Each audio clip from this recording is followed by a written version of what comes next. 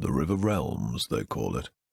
What a fine poetic name for something as rotten and twisted as our land has become. It was not always so. Long ago, the old empire, the noblest and most enduring society created by humankind, spanned almost the entire continent of Zerine, the cradle of man. But after several millennia of progress and incomparable achievements, inevitably, the empire began to fall into stagnation and decadence.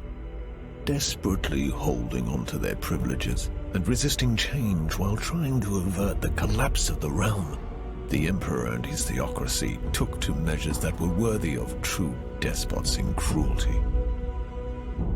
Subjugating weaker realms, enslaving whole nations, strip mining foreign resources, oppressing imperial citizens, war on several fronts, genocide. Eventually, the gods could no longer tolerate such horrors wrought in their name. Foretold by an abundance of divine omens, they descended upon the empire to right its wrongs. Thus, in a chain of dreadful events that became known as the Calamity, they annihilated the empire in a matter of days.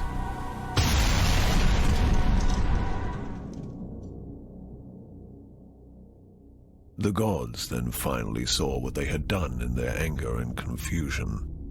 It is said that so much grief and shame filled them that they were broken and they left this reality, never to return.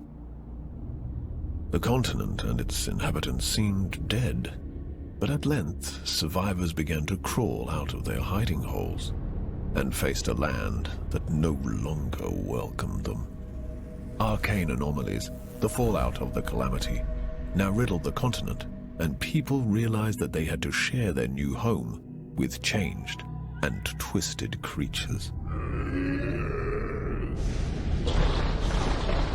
Terrible beings entered through the cracks in the tapestry of reality and rose to rule over the natives. In time, these new powers rebuilt the fallen empire in their own image, and the River Realms, now godless and vengeful, reincarnated from the ashes. The inhabitants of the land, such as I, now eke out a living under the crushing rule of the new empire. The continent itself constantly resists our every attempt at building a cozy home for ourselves. As travel is dangerous, many ventures specialize in transferring cargo and passengers over bleak and deadly leagues of land.